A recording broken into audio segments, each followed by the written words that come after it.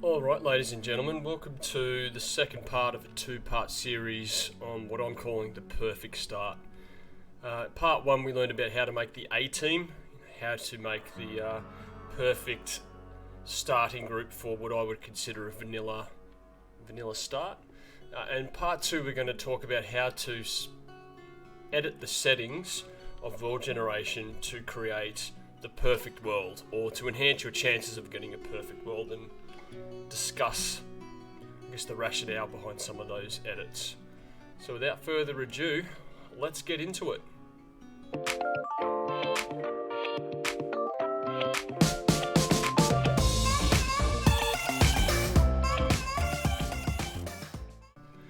Okay, so first things first, we need to go into create new world. Everything here on the top left, ignore. Go to detailed mode. Click on new parameter set because we're going to save a new parameter set for us. So every time we want to create a new world, it's there. All we have to do is click over here. As you can see, I've got a few that I've already created, and all we have to do is click on that, and off you go. So new parameter set. We'll call this, so I can deconflict it from other ones. Perfect start. Whatever you want to call it. I'll call it medium 1 because we've already got a medium. And enter. And we can adjust the size. If you want it to be large, keep it at 257. If you want it to go medium or smaller, that's up to you. That's where you edit that. I'll go to medium for purposes of speed of generation. Now the first things we want to adjust is the end year. What does end year do? That will cap the history generation and civilization generation at 100 years. If you want to have a more rich, more detailed history, then this is where you edit it. Its default is 250. I'll keep it to 100. For those of you who like to go super easy mode, you can edit the amount of embark points you have here. If you've watched part 1 of the series, the perfect start team is with the default 1,504 points.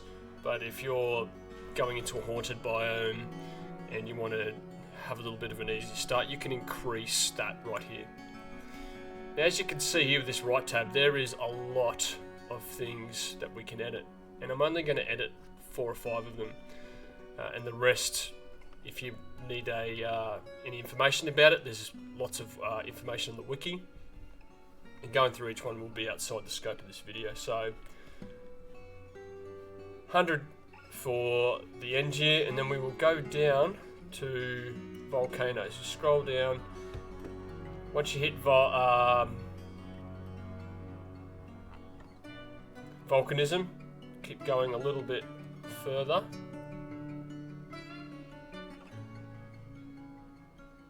It's about halfway down.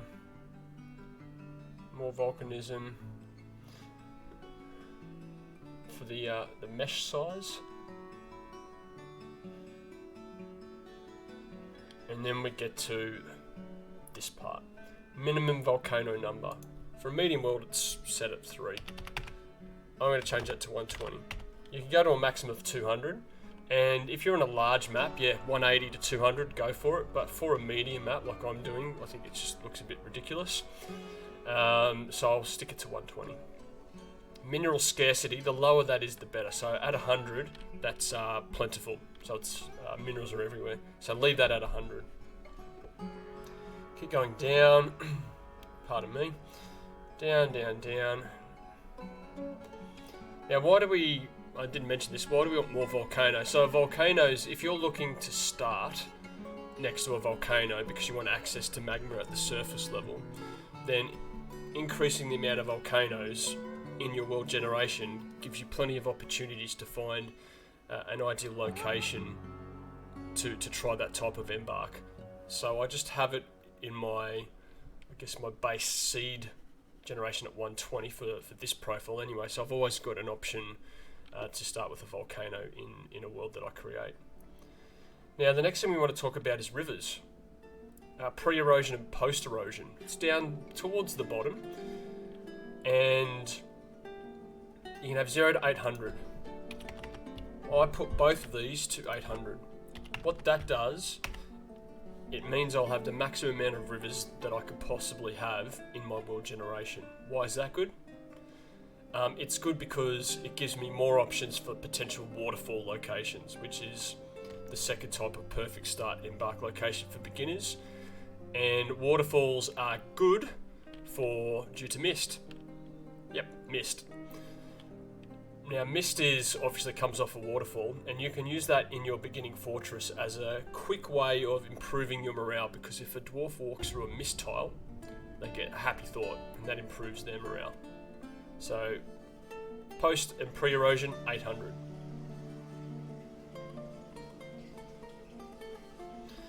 Next thing down is caves. Make caves visible. Further down, it's on set at no. Press type 1 and to convert that to yes.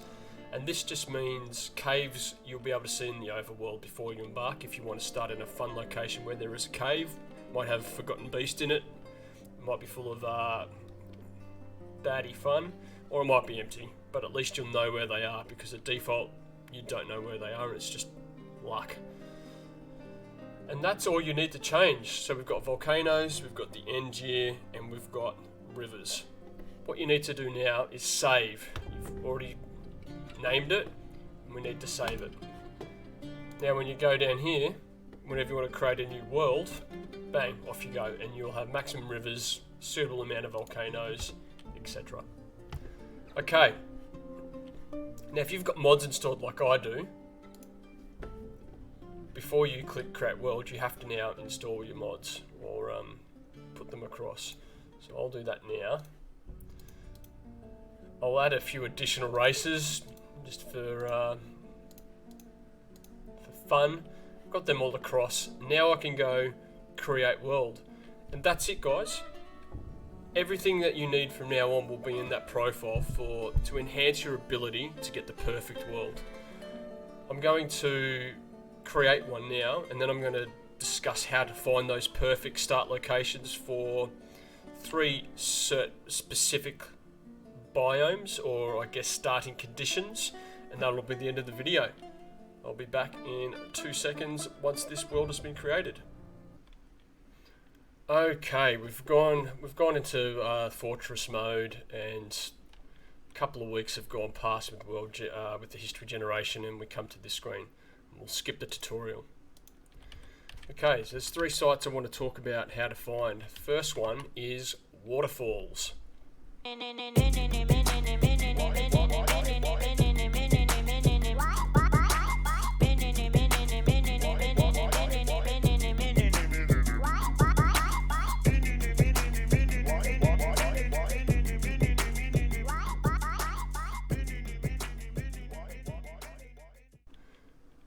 Okay, how do we find a waterfall? Good question. On the overworld, or this main screen, we can see all the volcanoes, we'll talk about that in a second. You'll see the main tributaries, okay? But when you zoom in, you'll see there's a lot more rivers. Now, changing the settings to 800 and 800 gives us so many more opportunities of rivers intersecting with other rivers, which is a good location for a waterfall to be occurring. How do we find waterfalls? On the bottom left you see here the show cliffs and grade. This shows you, like obviously it's a heat map. Red is higher elevation than the green, so there's a good chance that here is a waterfall. That's not always the case, and I'll see if I can find an example over here. Where are we going? Let's have a look here. Zoom out.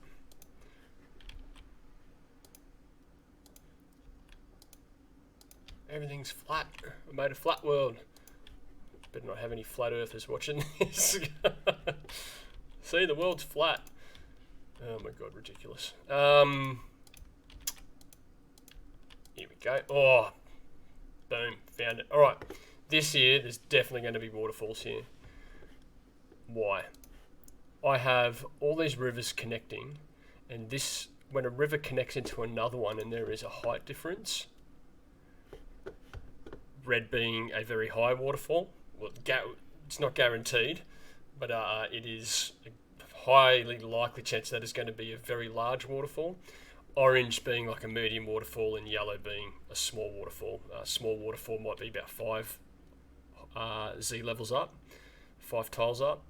Orange around about 10, and red could be anywhere up to like 15-ish. So this is how you find waterfalls. If you're on a flat piece of river, or a river with no intersections, and there is a height difference,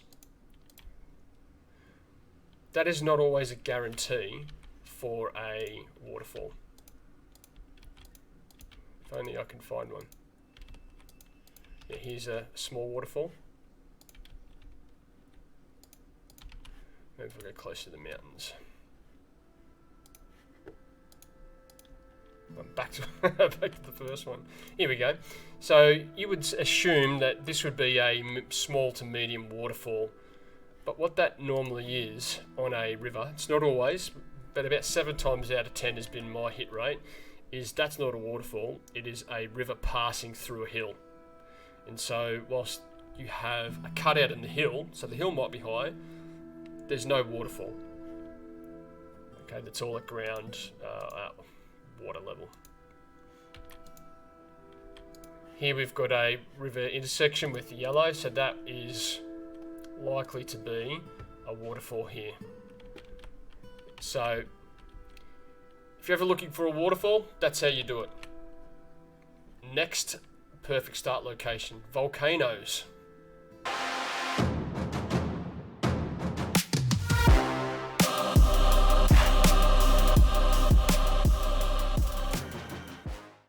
Okay, so you want to start with at a volcano because you want to try getting into the smelting, magma smelting from the very beginning. We've created the conditions for this case anyway, for there to be 120 volcanoes. And most of these are useless. They're in the middle of the mountains, can't access them. See, won't let you. So we have to find one that's in the low ground. If you're lucky, you can find a volcano that's next to a freshwater lake. That's perfect if it's got flux-stone. A lot of volcanoes don't have flux-stone. Okay, so you have to keep an eye out for that. When you're finding a volcano location, make sure there's flux-stone. Or if you're very lucky, you'll have a river that's within the embark kind of start location. The issue with volcanoes... Oh, where'd I go? That is the flattest volcano ever.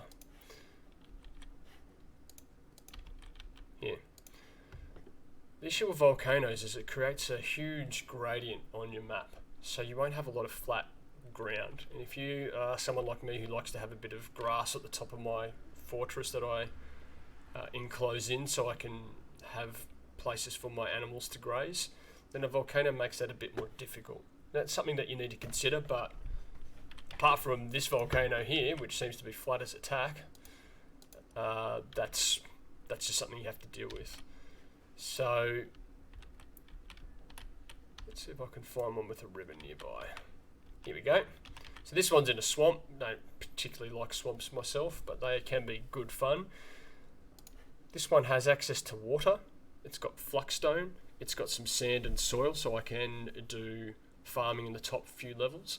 I would consider this, apart from the fact that it's in a swamp, to be a good volcano location, because I like to have, me personally, to have some form of water at the top so I can start building plumbing systems or irrigation systems to get wells into my fortress early on, and to be able to divert that from a river up top instead of digging down into the caverns to get to water is a nice thing to have. Again, it makes it a bit easier for starters to have both. So this volcano here will be a lot harder because you don't have access to that water. Okay, next biome, lakes. Let's discuss why lakes are a good, ideal, perfect start location for beginners. Stop that.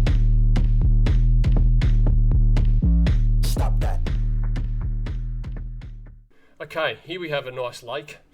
It's quite a large one. Most important thing, you need to check that it's fresh water. Top right there, say temperate freshwater lake. The good thing about lakes is they can give you easily places to defend. I prefer to use lakes that are heavily forested, so I've got trees. But if I click on here, I can see that we can get a river in here, but as long as it's not salt water, it doesn't matter. Obviously in those squares that I've got highlighted, I'll be starting in the middle, okay? And if I can get a little peninsula like this one here, then in my actual map, I'll only have a small area that I'll need to dig a moat across, and everything else is inaccessible by enemy because I'm protected by the water. They can't travel across the water unless they are a swimming enemy, which, that's far less likely than a invading goblin horde. So lakes are a good location to find easily defendable peninsulas, so you can focus your, surface defences in a certain area rather than a large area, say here, where I need to worry pretty much from all angles. There's nothing really else you need to worry about lakes. You can check the cliffs and gradients to see how deep it is, but really, freshwater lakes are a great place to defend, have plenty of opportunities for fishing, and you have lots of trees. If you pick a lake that's not in the desert, obviously. Alright, well that brings me to the last part of the tutorial, and that is, what are the perfect conditions for a perfect start?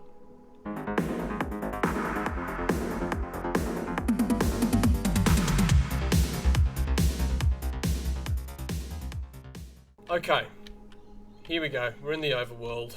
One thing I did mention before is caves.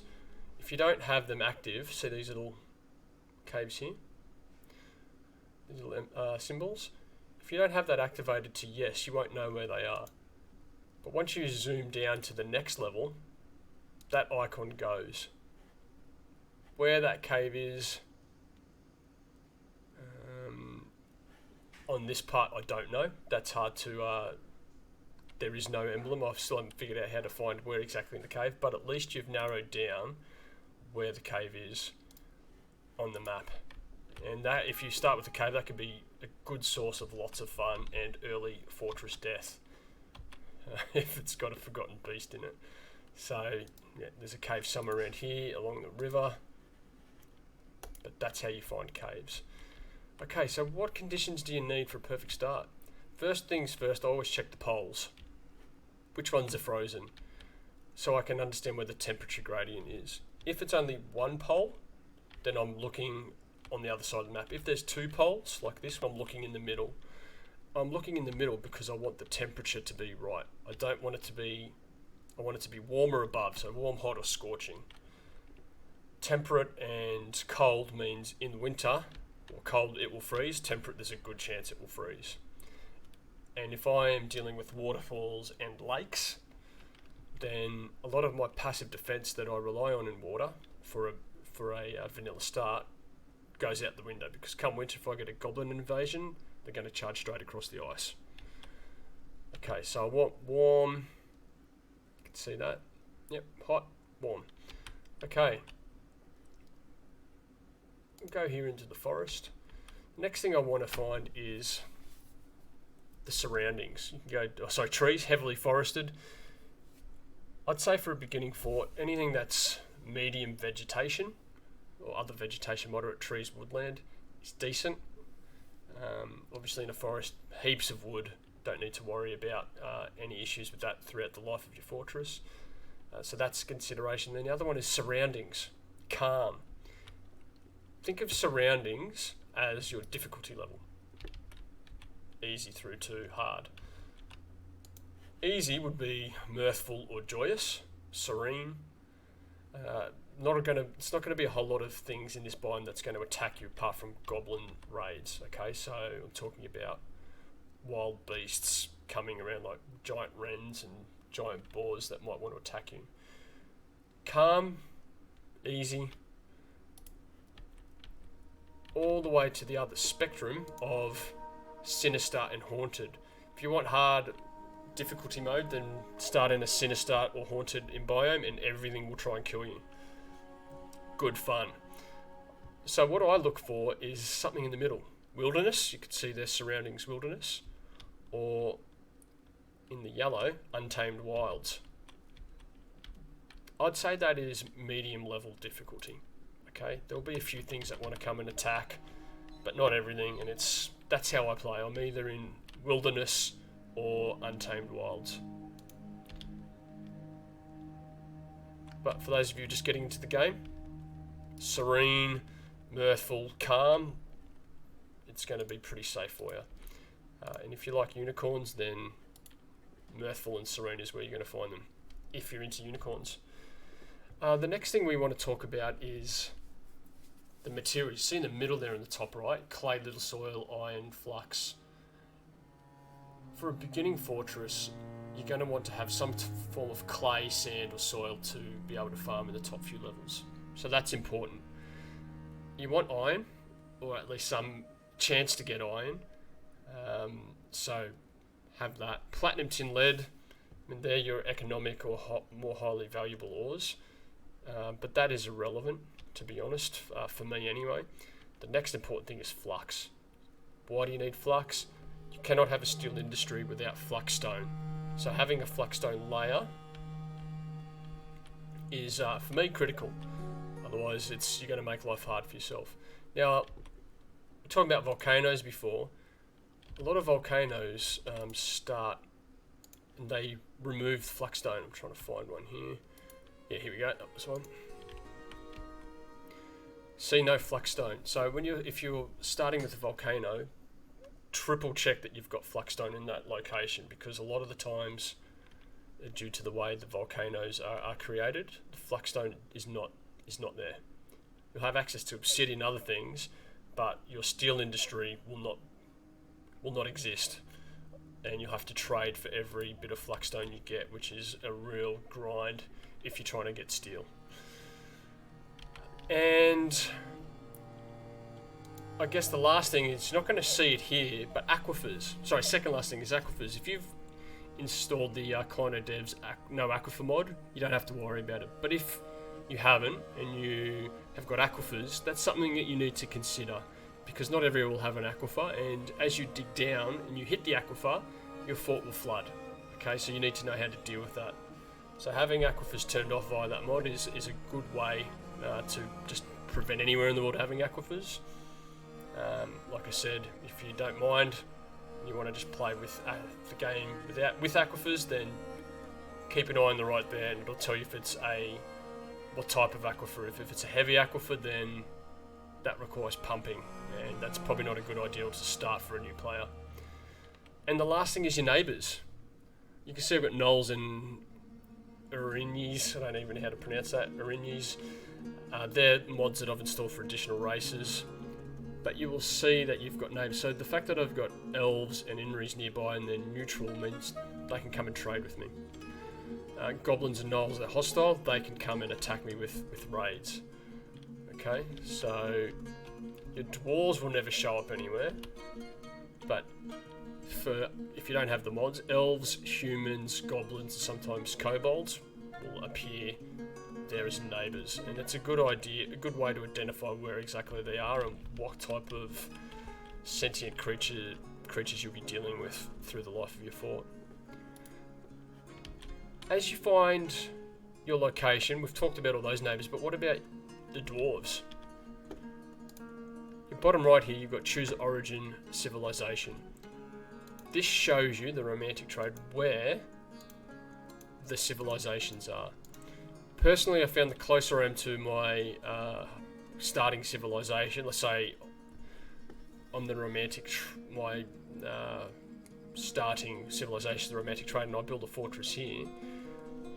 Maybe it's just my imagination, but I find that the closer I am, the better I have with migration. If let's say my civilization's up here somewhere, well, let's find one down here, and I start all the way over here, then I find that I miss a lot of migration waves. Migration's tied to a whole bunch of things like fortress wealth, etc. But I haven't read it anywhere, but the further I am away, I seem to miss a lot. I've a fortress with 7 dwarves for like over 2 years, almost 2 years. Yeah, 2 to 2.5 years before I got my first migration wave. Every time there was a migration, it just said no migrants. Compared to the flip side, where I've started close, I seem to get almost every single migration wave. So that's something to consider when you find your perfect location. Let's say it's here. Bang, we're going to go there. Just zoom out first, and then just see which is the closest civilization. The only other things to consider is down here in the bottom right, it shows you the size. So the bigger the population, the more things I'll have to. Seems to me the more things I have to trade, and also their ability to send migration waves. So, for example, this one's 210, small and 5 sites, compared to something like the Trumpet of Quandaries, which is close to 3,031 sites, and it tells you if it's got a king or a queen. Okay, so that's all you need to know about civilizations. So I hope this video has helped. I'm going to make another set of videos, kind of like a let's play, using the perfect start templates, and go through what I would normally do in a perfect start location. If you'd like me to do a perfect start near a lake, a volcano, or a waterfall, please leave a comment and I'll get onto it. But the next few videos should be how to make things like your taverns, your hospitals, and your temples. Just a series of short videos to help you all with that. Anyway, I hope you enjoyed the video. If you've got any questions, please leave a comment and I'll answer them as soon as I can. Have fun.